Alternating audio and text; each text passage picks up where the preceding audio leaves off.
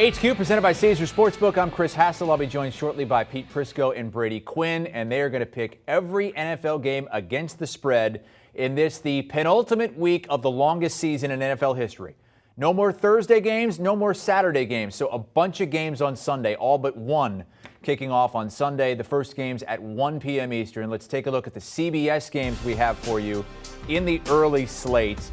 Bears-Giants does not have any playoff implications. Does have some draft pick implications, though. The Giants getting that Bears first-round pick in the trade last year when Chicago moved up to get Justin Fields. The other three games, all with playoff implications. Chiefs-Bengals in a big one. Patriots, huge number at home against the Jaguars, 15.5. And the Dolphins looking for an 8th straight win, taking on a Titans team trying to wrap up the AFC South. All right, Chris Hassel joined by Pete Prisco here in studio. Hello, Pete. What's up? And Brady Quinn is joining us remotely as well. And Pete, you hear that?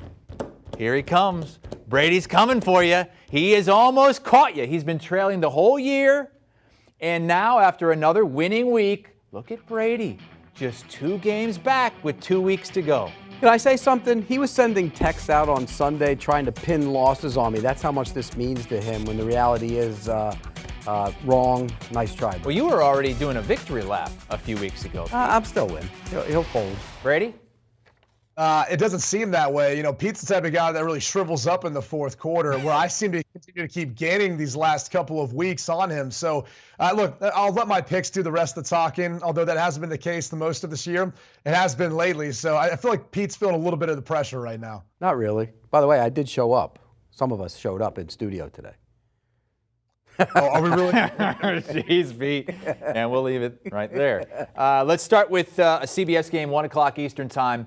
The Chiefs and the Bengals. And, Pete, it's the first meeting between Joe Burrow and Patrick Mahomes. So 3 each the rest of the decade for him? Is that what you're going with? No. 2 for Burrow and 1 for Mahomes? You guys pinned 2 on me anyways. Yeah. No, I said 1. But this is going to be fun. I can't wait for this, Chris. This is one of my favorite games in a long time. I can't wait to see Joe Burrow in that passing game against that Kansas City defense. And on the flip side, the Chiefs offense came alive last week. I think they're starting, even though Travis Kelce wasn't there and he's going to be back, they look like a team that's going to score a lot of points as well.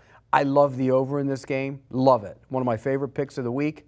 And I know it seems a little chalky at 49.5, but I also love the Bengals. Give me Cincinnati. I want the Bengals because I think they're going to be playing like it matters and playing like this is a proven game to them. I'll take Cincinnati plus the points. Well, look, it does matter. It matters really for both teams in this case, whether you're talking about playoff seeding, the division, whatever you want to throw in there. But this is going to be by far and away the best game of the week, maybe even one of the best games of the year. When you think about Patrick Mahomes, Joe Burrow, 2 of the best young talents at the quarterback position in the NFL. And here's what we know. We know the offense is going to be there. It was really about which defense is going to decide to show up. You know, you got the Steve Spagnuolo defense that's got the ability to get pressure with some of their playmakers, and Frank Clark and Chris Jones. Obviously, Melvin Ingram's even played a factor too on that defense, and Tyrann Mathieu's always roaming around out there somewhere. And they got the Cincinnati Bengals that I think, if we're really putting it down on paper, probably not quite as many stars, but they've improved greatly this year. And Trey Hendrickson has been a heck of a pickup for them. So, you know, for me, I think this is a tight game.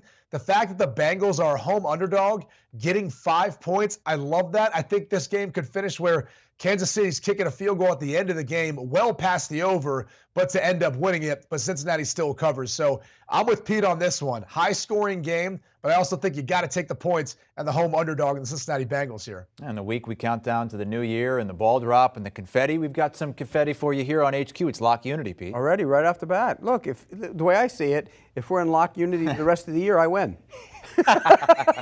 Yeah, he sees Brady's picks first, and then he just follows him. Because Brady's been hot. Why not right now? Ride it. By the way, he had 1 game better than me last week. It's not that big a difference. It's still better than you. I thought when I heard the bragging and everything, I thought he was like 3 games better. 1. If I had 1 better than you, Pete, what does that mean? What's that? You had a better week than I did. Just like I have Just like I have 2 picks better than you on the season, which means I've had a better year than you. Would you rather have a better week or the better year? Week, were you a loser? Yeah, I wasn't a loser. I went 8-8, but close to being a loser. Yeah, I mean, most years, when you're playing 16 games or 16 games in a season, 9-7 gets you in, 8-8 you're probably out unless you're in the NFC East. Let's move on to the AFC East. Miami Dolphins, who are somehow only a game out of first in the division with 2 games to go, taking on a Titans team that can clinch the division with a victory or a Colts loss. Tennessee's favored by 3.5 here, Pete.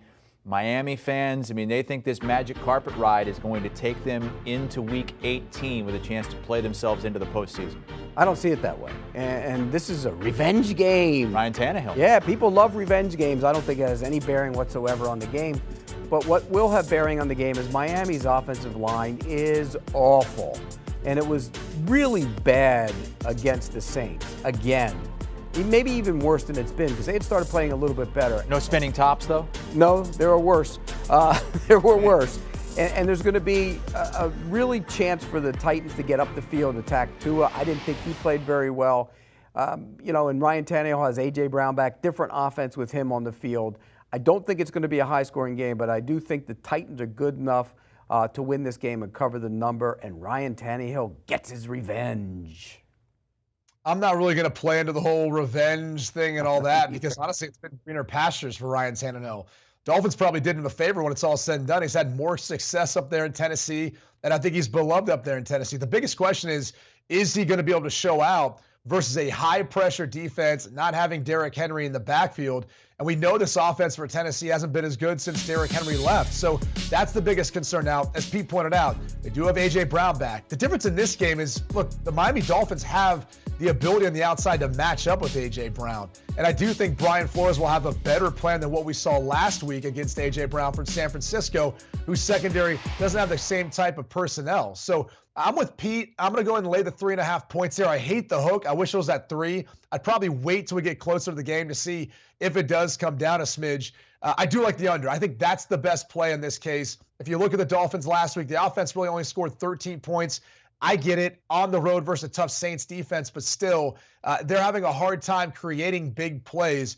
Everything runs through Jalen Waddle, and unfortunately, he can only do so much. And on the flip side, everything's going to run through A.J. Brown. So if you take those 2 pieces away from both these offenses, you're not going to have many points scored in this one. I think the under is the best play. Dolphins have the Patriots after that. If they can win this, that would set them up for a win, and they're definitely in scenario in the final week of the season.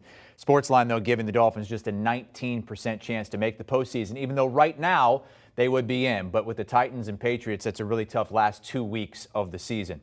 Let's move on to another 1 o'clock Eastern game on CBS, and this is a huge number, almost a 3-score number here. Patriots giving 15.5 at home. Brady, you can go first on this one. Yeah, look, we know the history of Bill Belichick in Foxborough playing against rookie quarterbacks.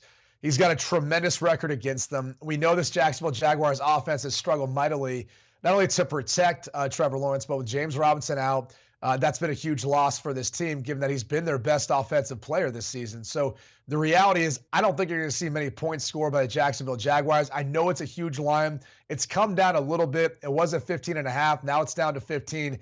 I still think you lay the points here. And this is also a game where if you're, the New England Patriots, you've gone through a couple tough weeks where you haven't quite looked the same. This is where you get back on track. The Jacksonville Jaguars have pretty much been that team for most teams this year. You got them coming to your house. They've got no postseason aspirations, and they're sitting right now with the number 1 overall pick, which Pete would probably tell you they want to stay there, even though they don't need a quarterback, and it's not really the year that you want to be drafting number 1 overall with this quarterback class because you can't really trade out of it. So the reality is there's not really much there for the Jacksonville Jaguars. As Pete always says, they're probably looking at booking their vacation somewhere as they also start, and continue their interviews for that next head coach. Lay the 15 points here. Another game, though, where I love the under.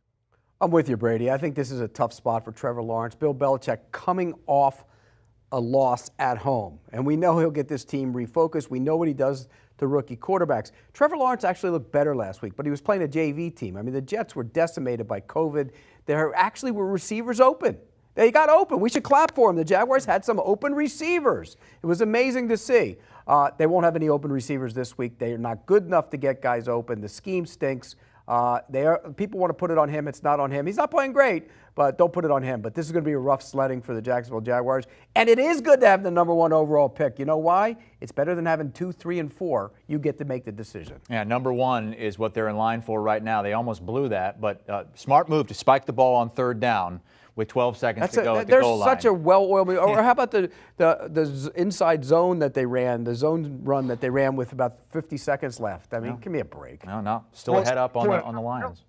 Better since they got rid of Urban Meyer, Pete. That really solved all their issues there, huh? Yeah, there he is. There it is. Well, ding, ding, ding, ding. I was ding, thinking ding. of that though. Like, well, there it is. The Brady defend Urban moment. Can you imagine the blowback had that been Urban Meyer that spiked the ball on third down?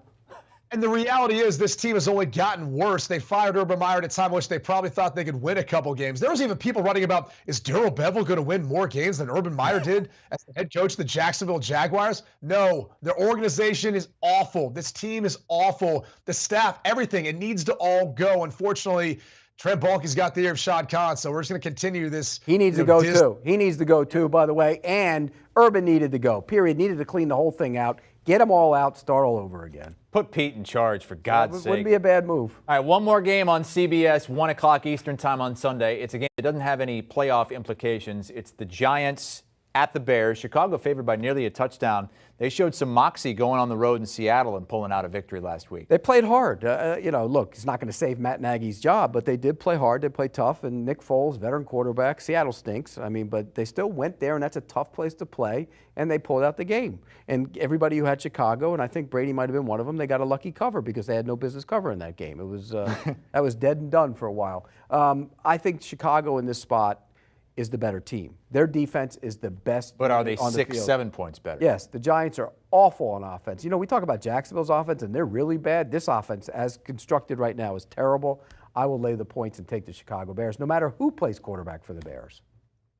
Pete, I'm with you here. This is another game, though, where I look at it and I kind of say, the under is probably the best play. 6 points might be a little bit too much considering some of the struggles that the Bears have had scoring. And Nick Foles, I mean, look, what can you say? He got the job done last week. It's not flashy, I think, when you're looking at the Bears offense, but it was good enough. And I think whether it's him, Justin Fields, whoever would be at quarterback, that's not really even why I'm making this decision. You touched on it. It's the Bears defense. That's the best phase of any of the phases between the two teams out there. So I'll go ahead and lay the 6 points. I think the under is the better play between the two, but there's just not really much to look forward to for the New York Giants. And probably one of the more surprising moves is just already announcing right now you're hanging on to Joe Judge. Why not wait till the season ends, regroup, talk about what you want to do moving forward and how you feel about this season? Because if you end on a losing streak like that, it only makes it look that much worse. And I'm not really sure what optimism you have going into the offseason, even with the first-round picks that you have to help make this team improve. I just think you're looking at a head coach on a short leash come 2022. And one of those first-round picks from the Chicago Bears, that first-round pick is going to get a little worse, though, if the Bears continue to win here down the stretch. Guys, you were in lockstep that whole way. Well, that's my plan. I'm going to agree with every pick he has the rest of the way, and I win.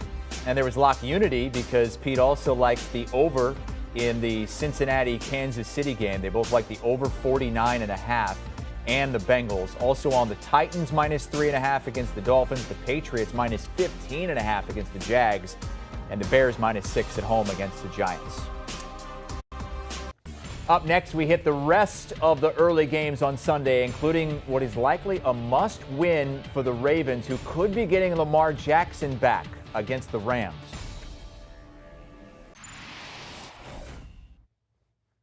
Caesars Sportsbook bringing us this football happy hour here as we pick every game against the spread this week, Week 17. We looked at the early games on CBS this Sunday. Now the rest of the early slate, and Raiders-Colts. Big game in the playoff race there. Bills trying to stay on top of the AFC East. They have the tiebreaker right now against the Patriots after the win last week. Eagles getting closer to a playoff berth, and a huge game for the Ravens. They probably need to win that to stay in the playoff race in the AFC. Let's start with that one. Rams and Ravens in Baltimore. 1 o'clock Eastern time this Sunday. Pete Prisco and Brady Quinn with us. Lamar Jackson back at practice, might not be 100% for this game. Hopefully he is able to play. You know what the Rams are doing? They're playing back-to-back road games. Oh. And they were not very good last week. Matt Stafford had a rough go of it, Chris. He really struggled. And when I look at the Rams going back out on the road, playing a team that's desperate, and desperation in terms of getting in is a lot more than desperation in terms of winning a division and seeding. So I'm going to go with the prideful Baltimore Ravens here. I think Lamar Jackson will be back playing, like you said. He hadn't been playing well up until the injury anyways, but I think he'll play well here. And I just think the Ravens, even with all the COVID issues and the injuries and the decimated secondary, I think they're going to find a way to not only cover this number, I think they're going to win the game outright. So I'm going to take the Ravens to stay alive in the playoff chase. You know, Pete, this game does kind of worry me because I'm on the other side of this one, but it's really because of the mismatch when you look at the way that Ravens secondary played versus Cincinnati, but just how they've continually been in decline in the second half of the season. And obviously we know what the prerogative is of the LA Rams. They want to throw the football with Matt Stafford, air that thing around opposite of Cooper Kupp and get everyone else involved. Last week it was a little bit more of the running game with Sony Michel that got going. And as much as you want to say about their poor performance, look, they won. At the end of the day, they were still able to get a win versus the Minnesota Vikings. So I'm going to look at this game and say at some point, I got to start differing with you. You are 2 games ahead.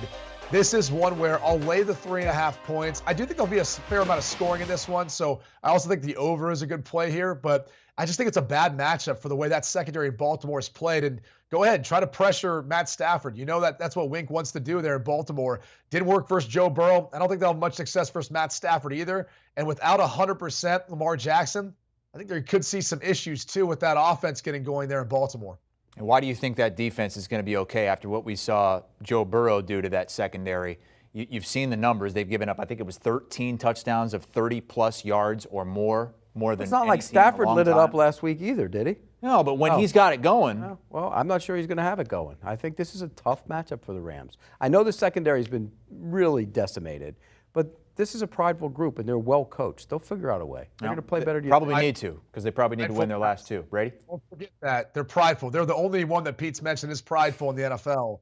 So just keep that in mind this entire season. I know it matters to you because you're big on pride. I know that. I mean, Notre Dame pride. I get it. I understand it.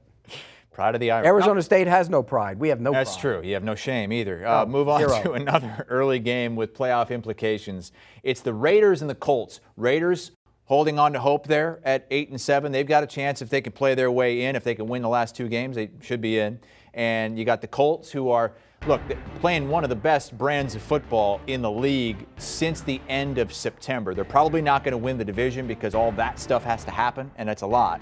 So they're probably going to end up going on the road wild card weekend, but nobody wants to play this team. Yeah, you're right. And I wrote about them in my power rankings this week, and I referenced a story from the summer when an NFL coach told me, he said, you know, there's some theory out there being bandied around that it might not be the best to be a division winner, but it might be the best to be a team that gets hot at the right time. Bucs did it last year. Correct, and we've seen it play out a couple different times over the course of the last decade. So maybe the Colts are that team. I mean, they're built because they can run the ball, they're physical.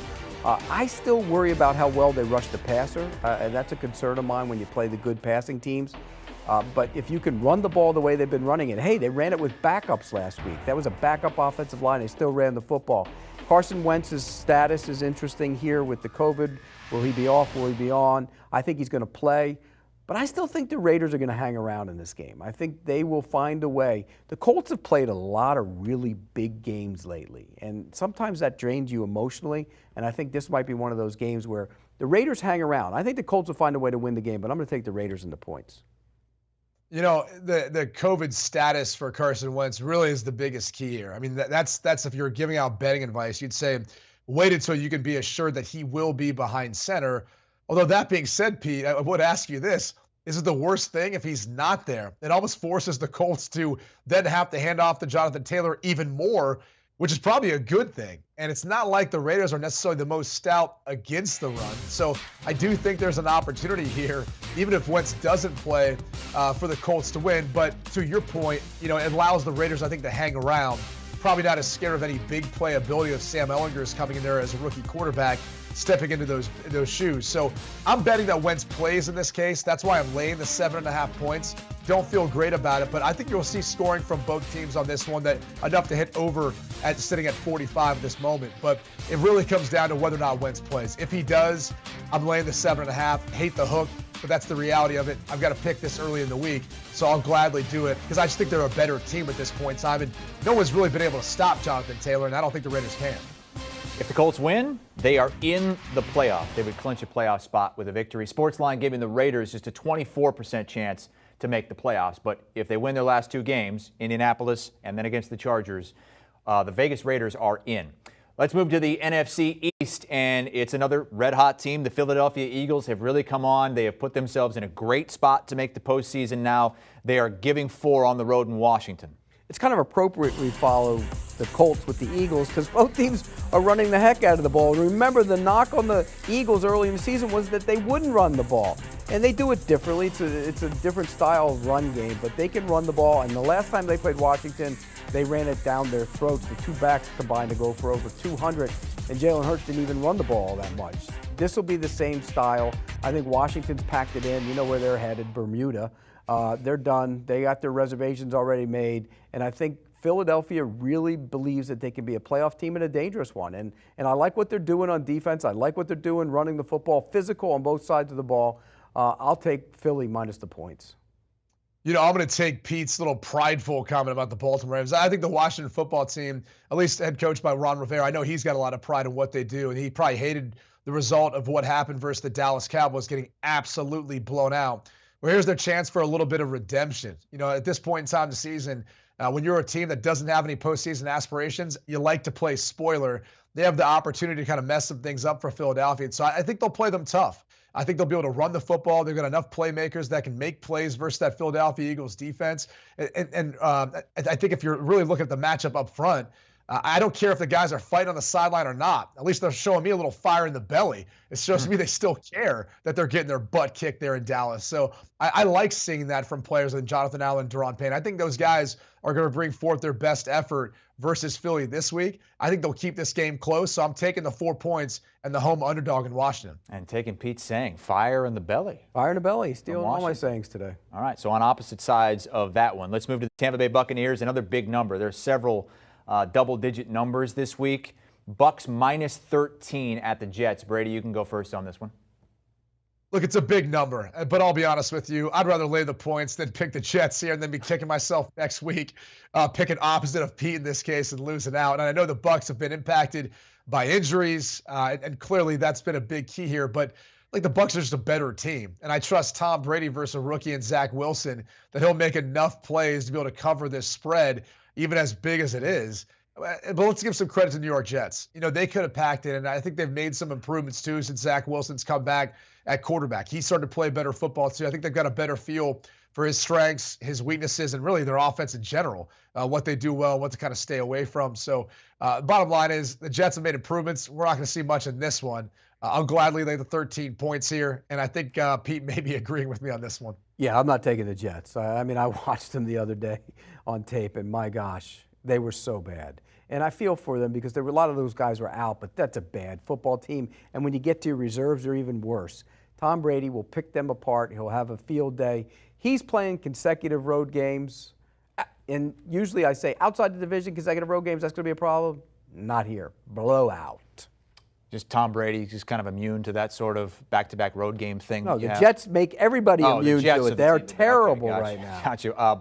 Bucks, by the way, game back for that number 1 seed in the NFC. There's 3 teams, one game behind the Green Bay Packers, who, if they win out, Green Bay is going to have that 1 seed in the NFC. But teams like the Buccaneers, like the Rams, they have a chance. Cowboys too. Cowboys are in that 2 spot due to tiebreakers to try to get that bye, that 1 bye per conference.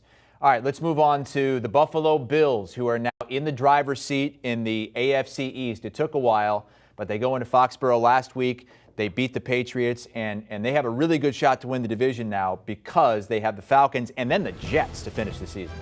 And we said that last week. We said the winner of that game would probably be the division winner, and Buffalo went in there and dominated that game. This is the team I expected to see before the season. This is the one. They finally got caught up to what they should be, and now they're getting guys back. Gabriel Davis is coming back. Cole Beasley's coming back. Josh Allen was outstanding last week, but the offensive line, which had been an issue, gave him a ton of time to throw the football last week. And defensively, let's give kudos to Leslie Frazier, the defensive coordinator. They were gashed the last time they played them. They did a much better job this time around, took the run game away, and actually played really good defense. I think that will carry over. Atlanta's going to struggle in this one. Offensive line should be an issue for the Falcons. I'm going to take Buffalo minus the big number. To me, it's just too many points this time of year. I mean, we're seeing unders hit a lot more often. The weather could be a factor in this one. So I know Pete also likes the over in this game. I actually like the under. And I'm not saying that the Buffalo Bills won't win handily, but if you're going to give me 14 and a hook with Matt Ryan, I know, he's played a dome his entire career, but I'm willing to take it. I mean, it's not like the Bills have been that consistent this year. And as good as Josh Allen played last week, let's see if he's able to couple it up. And let's not forget, too, he was everything to that team last week. Led him in rushing. He was phenomenal playing from the pocket. I don't think Atlanta can necessarily get pressure on him, but I do think it's going to be hard to replicate what we saw from him, which was, in my opinion, the best performance of any quarterback last week. I know Joe Burrow had all the stats. It was Josh Allen who had all the throws and really carried that offense. That's hard to do in back-to-back weeks. So I think the Bills win big here, but the 14 and a hook, it's going to come into play. So I'll take the 14 and a half here in Matt Ryan. So Brady's 2 back of Pete with 2 weeks to go. You guys had all the same picks in the early CBS games. Did Brady change his picks there, you think, after he saw what you did? My sources are indicating that might be the case. Okay. And Pete has good sources, too. I don't know if it's that pick was changed, but there's only one that was a late change, and we haven't gotten to it yet. Okay. Here we are. Well, see, I knew I heard that. I heard that from some sources. You were changing picks. You asked for the rundown early. I mean, I don't know what's going on here. Pete, relax. Are you feeling the pressure, Pete? Are no. You a little I'm not tight in the collar there, Chris, Pete. Did I say anything about that at all? Or was that something that was relayed to me? It was relayed. Okay, thank you. Have a mole there, Brady. The only agreement here in the 1 p.m. Eastern Time kickoffs on Sunday, not on CBS, on the Bucs. And you guys, I think you took all the big numbers. There was a 13, a 14, and a 15 this week. I hate laying big numbers, but when you look at the way these teams are playing, you have to lay the big numbers. The only one that concerned me, and Brady made a good point about the Falcons, that's the only one, but I just think their offensive line is so bad they're going to get brutalized. All right, those are the early games on Sunday, and again, no Thursday or Saturday games this week, so a bunch of games, especially early on Sunday. When we come back, we'll go to the late Sunday kicks, the afternoon kicks, and it's the Cards and the Cowboys as Arizona tries to get its season back on track before the postseason. HQ presented by Caesars Sportsbook, giving us the betting lines for the afternoon games on Sunday, the late afternoon games. 2 of them are on CBS. Chargers in a must-win against the Broncos. 49ers, and you got to win that against the Texans too, because Chargers and 49ers right now both in their respective wild card races, and both might they need this win. Both of them do. Cowboys and Cardinals, both teams going to be in the postseason. Saints hosting the Panthers. Saints trying to keep their very, very slim playoff hopes alive. And Lions, Seahawks just for the hell of it. All right, let's pick them. Pete Prisco, Brady Quinn, Chris Hassel. And Pete, you got the Chargers, 5.5-point favorites here. I know you hate to see some of what the coaching staff has done to Justin Herbert, but man, that defense has been just atrocious the last few weeks. Can't stop the run. And last week they made Davis Mills look really good, who, by the way, is pretty good. He's playing good football, but that defense is bad. Remember, everybody, about 6 weeks ago, Brandon Staley, coach, you look at what he's doing. He's changing the way people coach. Yeah, he's changing the way people coach because he's taking a good team and they're not playing very well. They need to pick it up. I think this is a good chance for them to do so. Drew Lock was not very good last week. If you're the Broncos, turn and hand it off, shorten the game because they can't stop the run. But I think Herbert gets back on track here. The Broncos have played good defense. I know it's a good defense, but I'm going to take the Chargers to bounce back. We'll see just how good a coach Brandon Staley is, because this is a big test for them to turn it around. Right now, they wouldn't be in the playoffs. Mm-hmm. Come on, Pete, bring out the quarterback scales. I mean, that's what this game's ultimately about. You got Justin Herbert on one side, who's one of the best young talents in the game, who's sometimes held back by his play caller. And now we got Drew Lock, who's presumably going to be the starter this week if Teddy Bridgewater's still dealing with concussions. But that's beside the point, because it doesn't matter which quarterback starts. They've got too much talent on the outside, but Pat Shurmur can't seem to get the play calling going or get anything creative to get anything going downfield. So the reality is, I think this game becomes a little bit of a shootout. So I like the over, but I'll lay the 5.5 points in this case with the LA Chargers. I just think their offense is better. I think even though the Broncos can match up, they'll have their opportunities. They're going to have their points. And I think you're going to see kind of that roller coaster ride we've seen all year, where the Chargers are down last week, they're up the next week, and that's just how their season's gone for them. Broncos this week, and then at the Raiders for the Chargers. Sportsline giving them a 31% chance to get in. I hope they do, because they'd be a fun team to watch in the postseason. All right, another 4 o'clock game on CBS. and it's the Texans, those feisty Texans. Davis Mills looking good at the 49ers, who need this win. Jimmy Garoppolo has that thumb all torn up. My guy, Davis Mills. And your guy, Jimmy Garoppolo, the Paisan passion. Well, Jimmy's hurting, though, and it could be Trey Lance in this game, and that would be bad for the 49ers because Trey Lance isn't ready to be their quarterback. Davis Mills has made big strides. He really has. I'm impressed with him. I thought he was going to be good. I don't know if he's ever going to be a superstar, but he could be a serviceable, quality NFL quarterback, and I think he's done some really good things. He's the only he's thrown for 300 yards 3 times this season. He's the only quarterback, I think, a rookie quarterback who's done that. So I don't think he's going to be in a good spot here. This 49ers team coming off a loss, they're rested, played on Thursday night. Even with Trey Lance, if he does play, I think the 49ers will run the ball, control the game, get their defensive lineman after Davis Mills in this. And so I think they'll ruin him going back to the Bay Area. I'm going to take the 49ers. I'm with Davis Mills in the 12.5 points here. Look, as you pointed out, they've been playing much better offensively. And I think if you look at really the construct of both these teams, I mean, San Francisco is going to run the football and try to shorten the game, especially if Trey Lance is playing quarterback for Jimmy Garoppolo. And if Garoppolo plays, I mean, you go back to last week and watch the way the ball was coming out of his hand, kind of all makes sense now.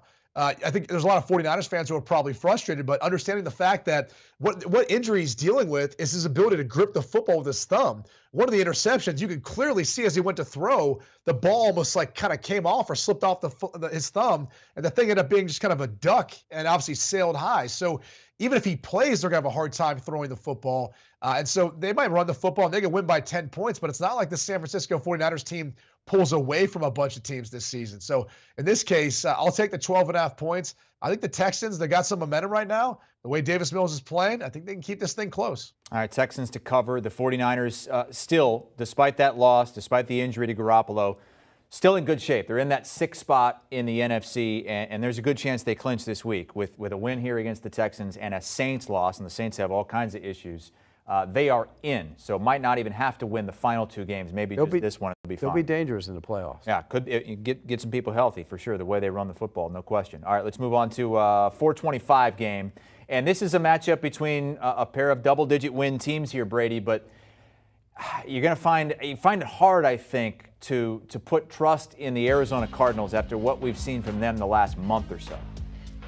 Yeah, and this is the story of the Cardinals in that second half of the season kind of starting to fall apart. I know they've been good on the road as underdogs this season, and with 5.5 points, kind of a funky number when you're looking at this. I wanted to go with Arizona, but ultimately I came down to the fact that this Dallas Cowboys defense is playing so well. Then you saw the offense get it together last week versus the Washington football team, and that game was over at half. It wasn't even a point of watching the second half of the game. I just think this Dallas team's clicking on all cylinders.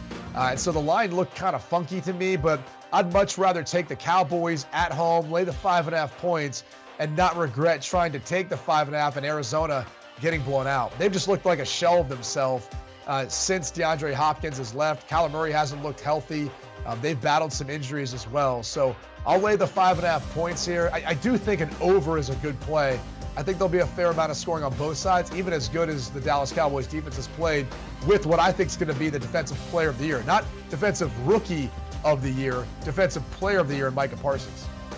Yeah, and I think this is a tough spot for the Cardinals. Look, the Cowboys seem to find themselves a little bit on offense, and the Cardinals give up 4.5 per rush, and it's even worse since J.J. Watt went out of the lineup. Teams are just running the football on them whenever they want to, and I think the Cowboys will do that. We saw Dak Prescott get it going with the run game going last week.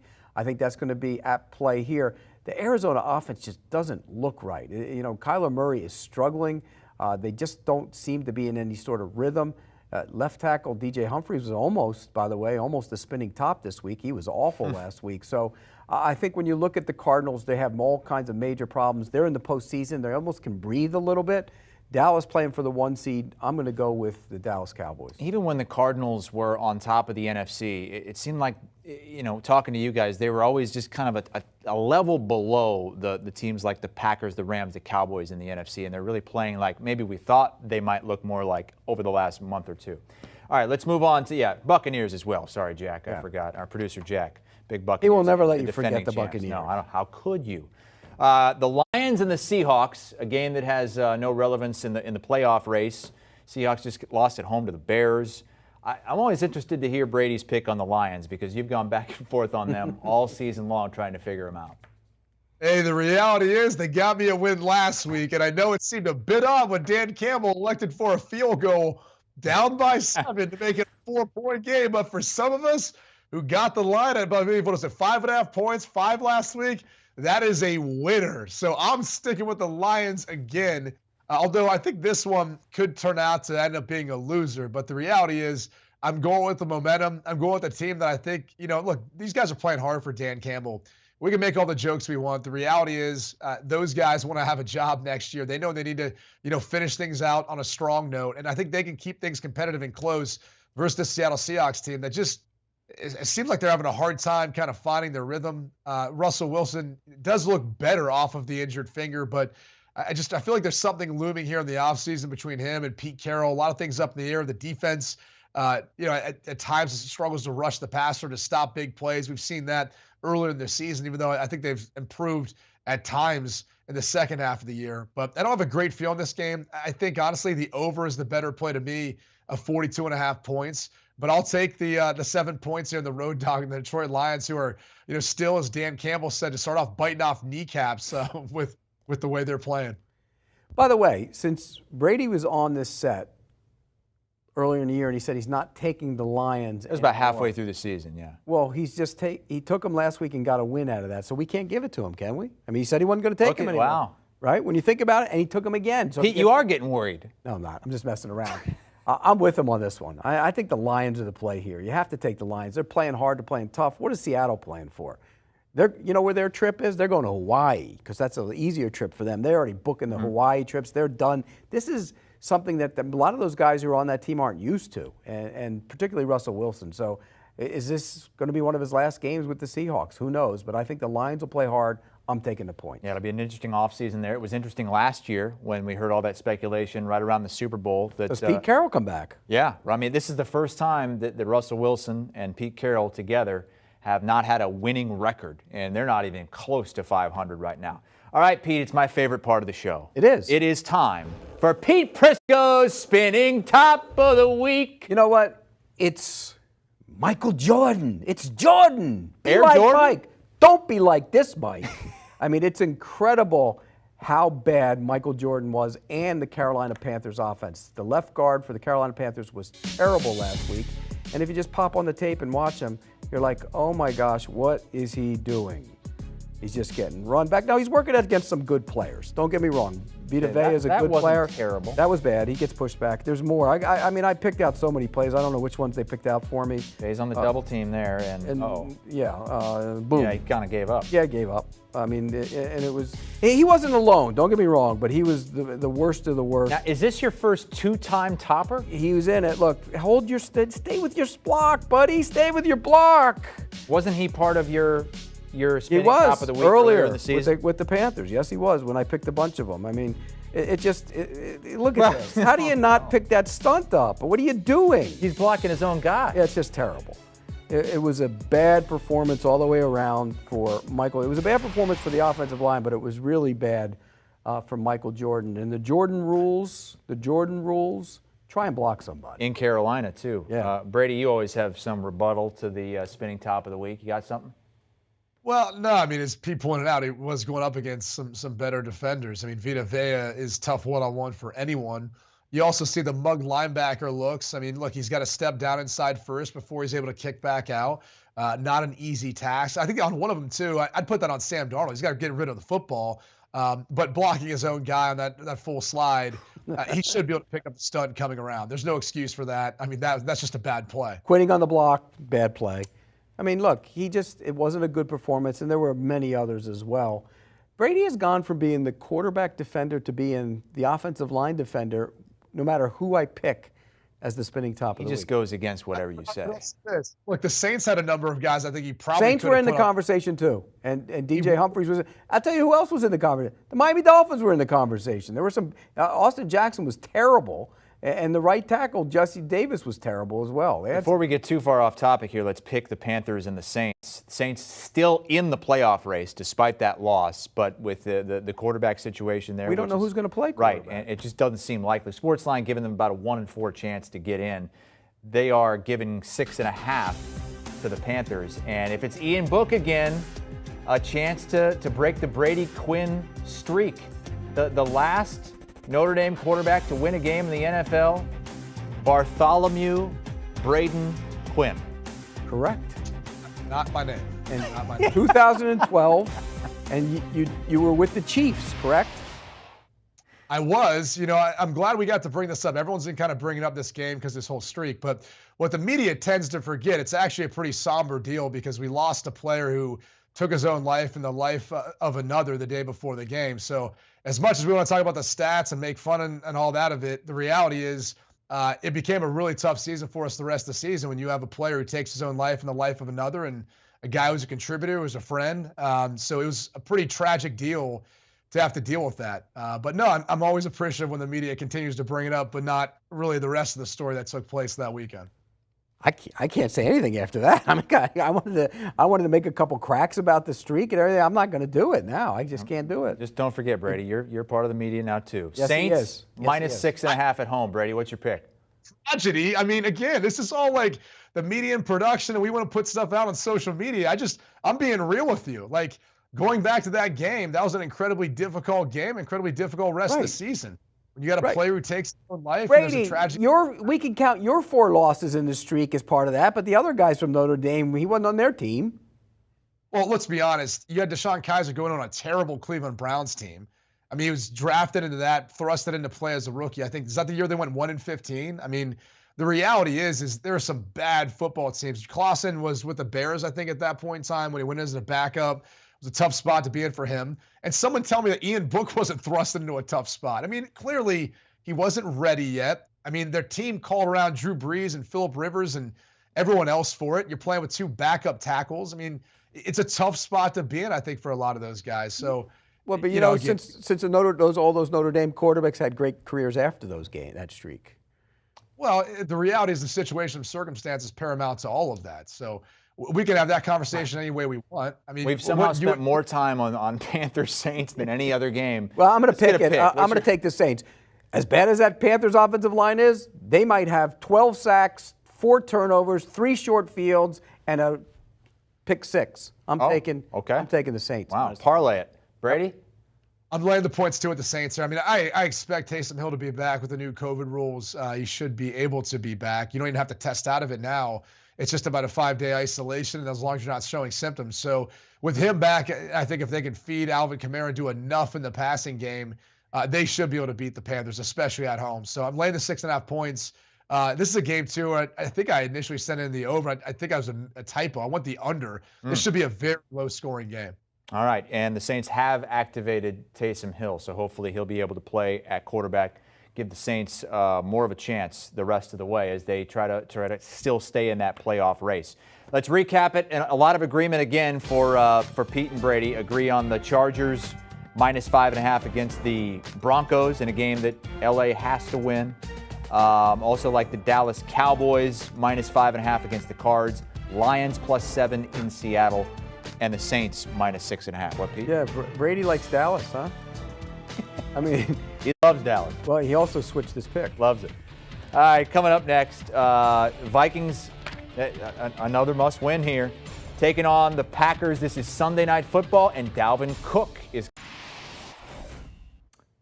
Caesar Sportsbook giving us our betting lines for the primetime games this week. No Thursday games, no Saturday games, so we get Sunday and Monday.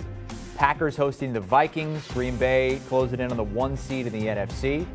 And then the Steelers and Browns, 2 teams just fighting to stay mathematically alive in the AFC playoff picture. Neither team with a very good shot to make it into the postseason now because of recent struggles. Let's start with the Sunday nighter. It's the Vikings and the Packers. And Pete, the Vikings are 1 game back of that last wild card, but it seems like they blew it. Yeah, and I made a bad decision last week by taking the Vikings to not only cover the number, a lot of people did, to win the game. And, you know, what was I thinking? Big game, Kirk Cousins, it played out just like I thought it would. They didn't play very well. And I don't think they're going to play well here. I do like the over in this game, though. I think we're going to see a ton of points in this game, high scoring, but the Packers will get the best of them. I'm going to take Green Bay minus the points, but I'm also going to take the over. I think Kirk Cousins will play well in this game. Packers have struggled on defense lately, and Aaron Rodgers has been on fire. I think he'll light them up. So I'm going to take the over and the Green Bay Packers in this one. Hold on, Pete. This is Kirk Cousins in primetime. You're saying he's going to play well? Well, they'll score points. I don't know. I mean, how they score them, they're going to score them. Maybe Dalvin Cook will run Cook's wild. coming back. Yeah, maybe Dalvin Cook will. Dalvin Cook being back, to me, is kind of the biggest question mark. When I saw this line come out, I go, I think the Packers win, but by 6.5. I mean, divisional game. Cousins played pretty well this year. I'm with you. I think the over is the best play. At 6.5, kind of worries me. I wonder if this line will come down a little bit. Probably not, but I would kick myself for not taking Aaron Rodgers at home, as good as he's been throughout the course of his career. So I'll lay the 6.5, but I think the over is the best play. How about that? And he's probably going to win back-to-back MVP awards. And he should. And after the offseason he had, after the start he had against the Saints. Let me put this out there. Anybody who doesn't vote for him, has a vote in the process because of what he did and what he said with the COVID situation, you should have your vote taken away from you. You don't think it should have a bearing on Zero. What's happened on the field? It's a football award. That's Sunday Night Football. Monday night, it's a game a few weeks ago looked like it'd be a lot bigger than it is right now. Browns, Steelers, Brady, got to win for either one of these teams to keep any kind of playoff hopes alive. Yeah, I think the under's the best play here, the way the two offenses have looked at this point in time. But look, the Steelers have a hard time at times stopping the run. So I think that's where the Cleveland's going to hang their hat. They averaged, almost 9 yards a carry last week, if not for the turnovers that clearly impacted that game. They're right in there with it. In fact, towards the end, I was almost thinking, instead of throwing, why not just hand the football off? I mean, you're literally running almost for a first down every time. But that's last week. This week will be a different challenge. I think an under is a good play again here, but I'm going to take the 3 points and the fact that Steelers are a home underdog. Bottom line is this might be the last time Big Ben gets to face a team that passed him up when he was coming out in the draft, given that he is an Ohio boy. And I do think they'll be able to do enough to be able to win this game, potentially spoil things for Cleveland. But, it's hard to get a good feel of the way the Browns played last week, as bad as it looked for Baker in particular, but also as bad as the offense has been for Pittsburgh. I mean, Matt Canada is another one of those OCs that they've really got to take a good look at in the offseason and figuring out if they can upgrade at that position and bring someone in who can bring more creativity and do more with some of their playmakers. Well, they also need to find a quarterback. I mean, this is it for Ben Roethlisberger, and he hasn't played well lately. I do think they're going to play well here. I think the Cleveland Browns, they can run the ball, and Pittsburgh's had problems stopping the run. But this is one of those situations where Mike Tomlin will get his group together. I don't think you're going to need the points. I think they win this game outright. I thought they would cover last week against Kansas City. They were awful in that game. They'll bounce back, play better here, and they will win this game. Sportsline has done the simulations. They've run the numbers, giving the Steelers a 17% chance to make the postseason, giving the Browns a 9% chance. So still hope for both of these teams, but absolutely have to win this game and see how everything else unfolds this week. Interesting week, Pete, because there's no Thursday night football, no Saturday games anymore, so Sunday's going to be a lot of fun. Sunday's going to be fun, and there's so much jockeying going on and so many things at stake in terms of seeding and that type of thing. I mean, most of the teams have been settled in the NFC, but there's still a lot of jockeying going on. Brady, last thoughts as we head into Week 17. It's a great week. I love what the NFL schedule makers did, essentially pairing a bunch of divisional matchups, which is why we've got meaningful games now towards the end of the season, at least for seeding purposes. But no, I love what they've done with the schedule. I hope they continue to keep doing this where it's backloaded with divisional games. All right, Brady Quinn, Pete Prisco. It's a tight race. Pete's up by 2 with 2 weeks to go in our picks. Separation Sunday. Do you want a sports network that delivers everything that matters about the game? The highlights, the picks, the instant analysis, no yelling, no fake debates, no politics.